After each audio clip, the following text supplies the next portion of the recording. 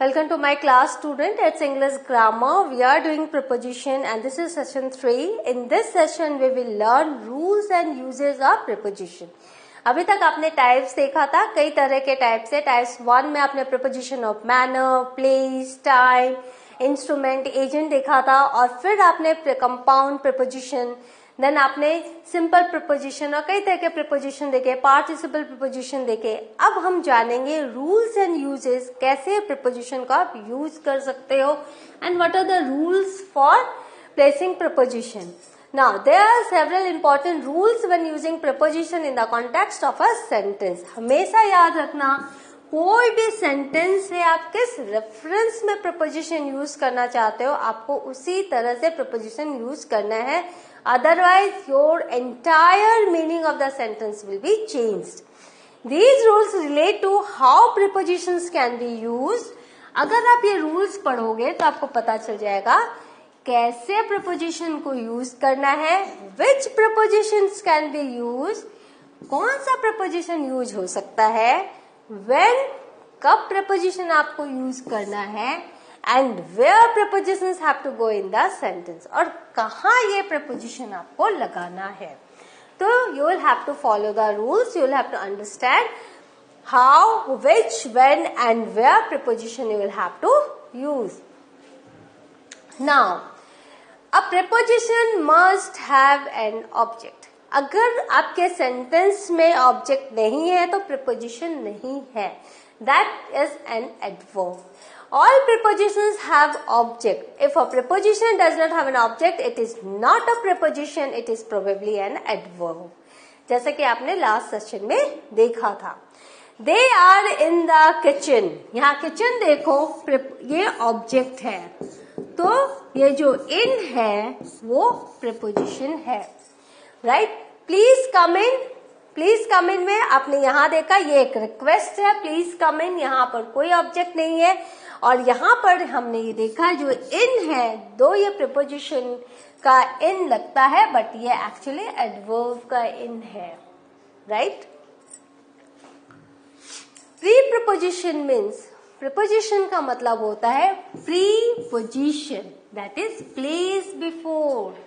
किसके पहले आप प्रिपोजिशन लगाओगे? तो ऑब्जेक्ट के पहले प्रिपोजिशन लगाओगे, तो इसीलिए प्रिपोजिशन में ऑब्जेक्ट होना बहुत जरूरी है. The name preposition indicates that preposition come before something that is its object. ये बहुत ही अंडरस्टैंडिंग के साथ आपको समझना पड़ेगा कि प्रीपोजिशन, आप प्रीपोजिशन को अगर तोड़ते हो तो प्रीपोजिशन, प्लेस बिफोर, किसके पहले? किसी ऑब्जेक्ट के पहले, तो object must be here. I put it in the box, मैंने इसको क्या किया? बॉक्स में रखा. और जो इन है ऑन हो सकता है, एट हो सकता है, बिसाइड हो सकता है, राइट? तो आप जैसे ही प्रिपोजिशन चेंज करेंगे आपका जो मीनिंग है वो चेंज होता जाएगा. But even when a preposition does not come before its object, it is still closely related to its object. Who did you talk to? अब देखो, कभी कभी होता है प्रिपोजिशन जो रहता है वो जरूरी नहीं ऑब्जेक्ट के पास हो, लेकिन वो फिर भी प्रिपोजिशन होता है. When the preposition does not come before its object, it is still closely related to its object. हालांकि वो ऑब्जेक्ट के साथ नहीं होता, लेकिन ऑब्जेक्ट से बहुत ही क्लोजली वो रिलेट करता है. Who did you talk to? तुम किससे बात करते थे? I talked to Jane. तो यहाँ पर आपने देखा Who did you talk to? तो यहाँ पर ये जो टू है, दो ऑब्जेक्ट आपको नहीं है यहाँ पर, but it is closely related to the object. तो ये जो ऑब्जेक्ट है वो पास में है Jane. I talked to Jane. Now, a pronoun following a preposition should be in object form. Always remember, आपको पता है subject and object, तो I अगर subject है तो me object हो जाएगा. तो जो pronoun है वो जो है वो ऑब्जेक्ट फॉर्म में होना चाहिए. ही अगर सब्जेक्ट है तो हिम हो जाएगा. तो प्रिपोजिशन तभी रहेगा जब आपका प्रोनाउन ऑब्जेक्ट फॉर्म में रहेगा. Always remember this. The noun or pronoun that follows a preposition forms a prepositional object. If it is a pronoun, it should therefore in the objective form. कैसे? Me, her, them. Not subjective, I see they. तो अगर ये subjective form में है तो आप preposition नहीं लगा रहे हो क्योंकि ये सब्जेक्टिव फॉर्म में, लेकिन ये ऑब्जेक्टिव फॉर्म में जब नाउन और प्रोनाउन है तो आप प्रीपोजिशन लगा रहे हैं। This is from my wife and me. देखो, now that's between him and her, ये ऑब्जेक्टिव फॉर्म है प्रीपोजिशंस के, तभी प्रपोजिशन आए हैं। प्रोनाउन के ये ऑब्जेक्टिव फॉर्म है, तभी आप देख रहे हो यहाँ प्रपोजिशन बिटवीन आया है और यहाँ प्रपोजिशन फ्रॉम आया है, राइट। प्रपोजिशंस फॉर्म्स क्या क्या है? Prepositions have no particular form, इनका कोई अपना पर्टिकुलर फॉर्म नहीं होता। आपने देखा ऑन, इन, एट, टू, कई कई जगह पे आपने सेम प्रपोजिशन आपने देखा। The majority of prepositions are one word preposition, but some are 2 or 3 word phrases known as complex prepositions. आपने types of prepositions में देखे थे, compound prepositions थे, prepositional phrase थे, तो कुछ तो one word prepositions होते हैं, लेकिन कुछ 2 और 3 word phrases होते हैं जो कि complex prepositions कहलाते हैं। Now one word prepositions before, into, one, तो one word preposition है। कॉम्प्लेक्स प्रपोजिशंस आपको पता है according to, but for, in spite of, on account of. जब आप टाइप्स में जाते हो तो आप जब प्रीपोजिशनल फ्रेजेस देखते हो, आप जब कंपाउंड प्रपोजिशंस देखते हो, आप जब पार्टिसिपल प्रपोजिशंस देखते हो, तो आपको ये पता चलता है कि यस, प्रपोजिशंस जो है वो कॉम्प्लेक्स भी होते हैं।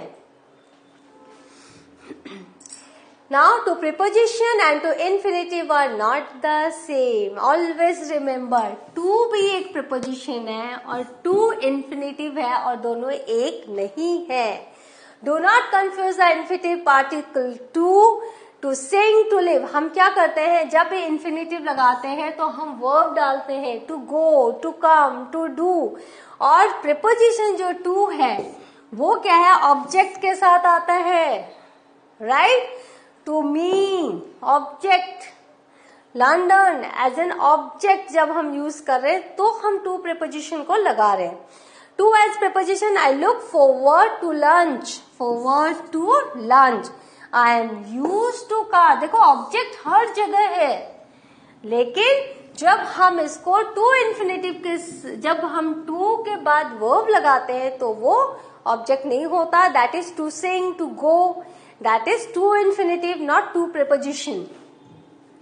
To as infinitive particle, they used to live in Moscow, they love to sing। यहाँ देखो आप, the golden preposition rule क्या है, अब आप ये भी जान लो। A preposition is followed by a noun, it is never followed by a verb। Always remember, हमेशा नाउन या प्रोनाउन रहेगा preposition जिसको फॉलो करता है एज एन ऑब्जेक्ट, कभी भी वर्ब नहीं रहेगा। तो बहुत इजी है पहचानना प्रीपोजिशन की कौन सा है वर्ड प्रीपोजिशन और कौन सा वर्ड है adverb.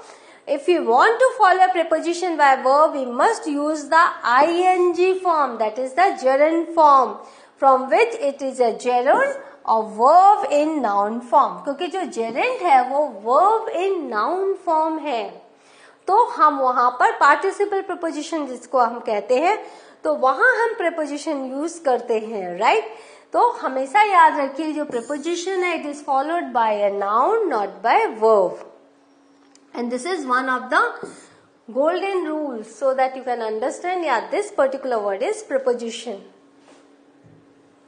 Now by noun we include noun जैसे dog, money, love, कोई भी noun, proper noun, name, Bangkok, Mary, pronoun you, him, us, जो ऑब्जेक्टिव प्रोनाउन प्रीपोजिशन में हमेशा यहाँ objective not subjective, right. Noun group my first job, gerund swimming, right.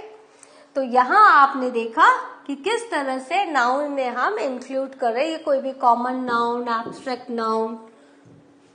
Now some words like senior, junior, then prefer, prior, superior, inferior, preferable, etc. are followed by to and not then। तो यहाँ पर जितने भी ये words हैं वो आपको लग रहा है कि डिग्री ऑफ कंपैरिजन में आ रहे हैं, बट यहाँ पर हम टू लगाते हैं, यहाँ पर हम देन नहीं लगाते हैं, जो कि देन हम कब लगाते हैं, जब हम कंपैरेटिव डिग्री दिखाते हैं, राइट, THAN देन। एडजेक्टिव में जब हम कंपैरिजन दिखाते हैं तो THAN हम लिखते हैं, लेकिन यहाँ इनके साथ टू लिखेंगे।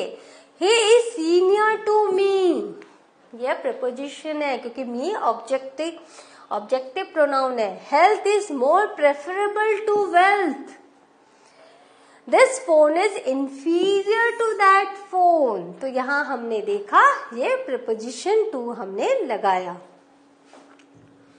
Now, certain words are used in gerund, first form of verb followed by ing along with preposition. तो आपको participle preposition पता ही है क्योंकि आपने टाइप्स किया हुआ है।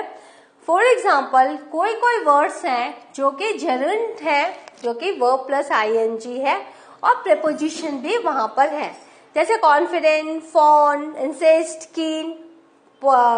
आपका जो ये है gerund फॉर्म है, ing है, तो abstain, confident, fond, insist, keen, persist, prohibit, refrain, succeed, etc.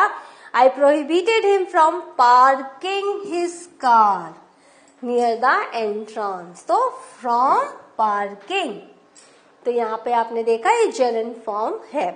She is confident of speaking English, यहाँ verb as a noun use कर रहे हैं, तो इसीलिए यहाँ पर हमने preposition का यूज किया है। From, of, within 6 months. Certain words are used in gerund without a preposition if followed by the first form of verb. For example, avoid, enjoy, help, dislike, stop, remember, etc. He enjoys wasting times. यहाँ पर हमने देखा कि कुछ word है हम gerund में use कर रहे हैं but as a first form of words, first form of root verb. He देखो थर्ड पर्सन सिंगुलर है, तो उसके साथ जब हमने वर्ब लगाया तो सिंपल प्रेजेंट में हमने एस लगाया, तो he enjoys wasting time on his smartphone. तो आपको पता है ये gerund है वेस्टिंग, तो हमने क्या किया, रूट फॉर्म ऑफ वर्ब लगा दिया। Stop fooling yourself, stop fooling yourself, तो हमने यहाँ पर देखा प्रीपोजिशन के बगैर हमने क्या किया, सेंटेंस लिखे, राइट। और यहाँ पर फर्स्ट फॉर्म ऑफ वर्ब को हमने यूज किया gerund के पहले। Certain words are followed by different preposition in different context. मैंने हमेशा कहा है आप क्या कहना चाह रहे हो उस हिसाब से आपको प्रीपोजिशन लगाना पड़ेगा, क्योंकि मीनिंग जो है वो चेंज हो सकती है अगर आपने गलत प्रीपोजिशन लगाया। आई एग्री विद यू, मैं तुम्हारे साथ सहमत हूं, and I agree to your proposal, तुम्हारा जो प्रपोजल है उससे मैं सहमत हूं। तो इस तरह से आप देख रहे हो विद एंड टू का कैसे हमने यूज किया है। एग्री जो है सेम है दोनों में। Now the word agree is used with two different prepositions with and to. Agree with is used for agreement with a person, and agree to is used for agreement to a plan or proposal on an idea. तो आपने देखा with जो है हम living thing के साथ कर रहे हैं और जो to जो है वो प्रपोजल, प्लान एंड आइडिया के साथ हम लगा रहे हैं। तो वही मैं कह रही हूँ आपको बार बार प्रीपोजिशन पढ़ना पड़ेगा, समझना पड़ेगा, और प्लीज समझ के फिर आप उसको लर्न करो, तो ये लर्निंग आपकी परफेक्ट रहेंगी। There are two major rules when it comes to the use of preposition. अब हम रूल्स और देख लेते हैं। Major rule, the first major rule deals with preposition choice. क्या preposition कौन सा आपको लगाना है। preposition की जो चॉइस है वो आपके ऊपर निर्भर करती है, what you want to choose. Certain prepositions must follow certain words and the correct prepositions must be used to make relationship between words in the sentence clear. आपको कोई वर्ड्स ऐसे हैं जिनके साथ वही preposition लगेंगे, जैसे prepositional phrases में आप वो preposition चेंज नहीं कर सकते, क्योंकि अगर आपने चेंज किया तो उसका मीनिंग बिल्कुल अलग हो जाएगा। तो वो आपको बहुत ही सावधानी से याद करना पड़ेगा, क्योंकि certain preposition must follow certain words. Now कुछ examples है जैसे idioms along with the correct prepositions. Able to, able के साथ हमेशा टू, केपेबल के साथ हमेशा ऑफ, प्री ऑक्युपाइड के साथ हमेशा विद, कंसर्न के साथ हमेशा बाय, प्रोहिबिटेड के साथ हमेशा फ्रॉम। तो ये कंपल्सरी प्रपोजिशंस हैं, ये कहीं भी कभी भी चेंज नहीं होंगे। Preposition must be followed by a noun and have an object. They usually shouldn't be used at the end of a sentence. क्यों? End of a sentence में तो object रहता है, preposition तो रहता नहीं है. For example, it is not correct to say the table is where I put my books on. Preposition को कभी भी अंत में नहीं लगाना है, right? However, there are certain circumstances where it is acceptable to end a sentence with a preposition. लेकिन हर चीज का एक्सेप्शन होता है, तो कोई कोई सिचुएशन में आप लगा सकते हो preposition को अंत में, और वो कब होता है? The meaning of the sentence would be changed. जैसे ही आप वो लगाते हो, this exceptions exist where the preposition needs to be there. वहां preposition की जरूरत है तो ही आप लगाओगे, अदरवाइज आप नहीं लगाओगे. Now example, I turn the TV on, मैंने टीवी ऑन किया, तो यहाँ पर प्रीपोजिशन की जरूरत है, तो इसलिए हमने अंत में लगाया. लेकिन जहाँ ऑब्जेक्ट भी है और वहां आप प्रीपोजिशन को अंत में नहीं लगा सकते हो, जैसे कि पहले सेंटेंस में आपने देखा था. यहाँ पर क्या है, टीवी ऑन में हम एक्सेप्ट करते हैं preposition at the end of the sentence. Now the prepositions like means, similar to or similarly to, it should be followed by an object of the preposition. अगर similar to और similarly to है तो object जो है वो noun या pronoun या noun या phrase होना चाहिए, subject या verb नहीं होना चाहिए. preposition तभी होगा जब आपके पास noun and pronoun as a object रहेगा, not as a subject or verb. Now rule of thumb, Avoid like when a verb is involved. अगर like word है, आपको लगाना है word, अगर verb उस sentence में है तो आप like word नहीं लगाओगे. You look like your mother, right? तो you look similar to her. Similar to her. तो यहाँ पर आपने देखा objectified, यहाँ पर हमने objective, हमने pronoun लगाया है. और you look like your mother, this is correct. और तो यहाँ हमने देखा कि like की जगह हमने लगाया similar to her, right? Now instead of like, use as if, as though, or the way when following a comparison with the subject and verb.